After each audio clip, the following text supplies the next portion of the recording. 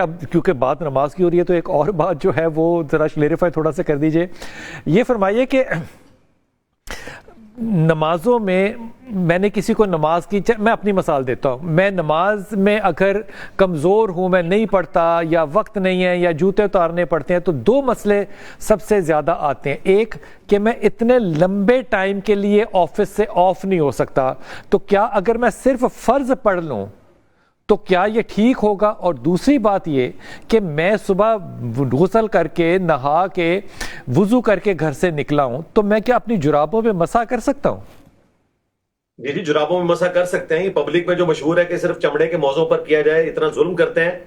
سنن ابی داؤد جامع ترمذی میں چمڑوں کے موضوع کی حدیثیں الگ سے ہیں، جرابوں کی حدیثیں الگ سے ہیں. جراب تو لفظی عربی کا ہے. نبی علیہ السلام کے اصحاب سے جراب پر مسح کرنا بھی ثابت ہے. حضرت امام ابو داؤد نے سنن ابی داؤد کے اندر صحابہ کرام کے فتوے باقاعدہ نقل کیے ہیں. چمڑوں کے موضوع کے اوپر الگ سے مسح کرنا ثابت ہے، اور یہ جو ہم کپڑے کی جرابیں استعمال کرتے ہیں یہ الگ سے ثابت ہے. دونوں پہ سنت ہے، آپ کر سکتے ہیں. صحیح مسلم میں آیا، مولا علی فرماتے ہیں کہ نبی علیہ السلام نے مسافر کو 3 دن 3 رات تک اور مقیم کو 1 دن 1 رات تک، یعنی 5 نمازوں تک مسح کرنے کی اجازت مرحمت فرمائی ہے.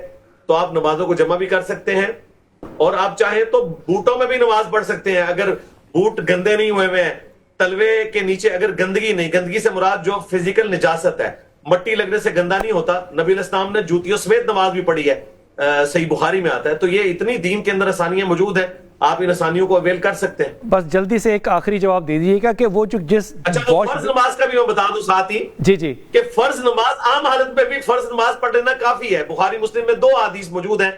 جب ایک بدو نے آگے پوچھا کہ یا رسول اللہ میں جنت تک پہنچنا چاہتا ہوں، کامیابی حاصل کرنا چاہتا ہوں، تو آپ نے فرمایا فرض نماز پڑھ، فرض زکوٰۃ دے، اور اس وقت حج فرض نہیں ہوا تھا، فرض روزے رکھ. تو اس نے کہا یا رسول اللہ میں نہ اس میں زیادہ کروں گا نہ کم کروں گا. بالکل. پھر وہ وہاں سے جانے لگا تو نبی علیہ السلام نے فرمایا اگر کسی نے جنتی کو دیکھنا ہے تو اس کو دیکھ لے.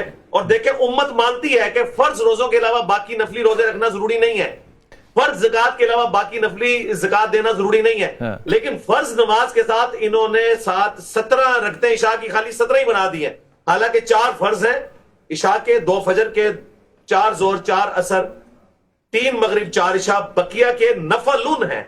یہ سنت کی ٹرم ہم استعمال کرتے ہیں، نفلن کا مطلب ہے اضافی نماز. بخاری مسلم میں عائشہ کہتی ہیں نبی علیہ السلام اپنے نفلوں میں سب سے زیادہ اہتمام فجر کی 2 رکعتوں کا کرتے تھے. فجر کی 2 سنتیں نفل ہے نا، تو باقی سنتیں تو اس کے مقابلے میں شاہی کوئی.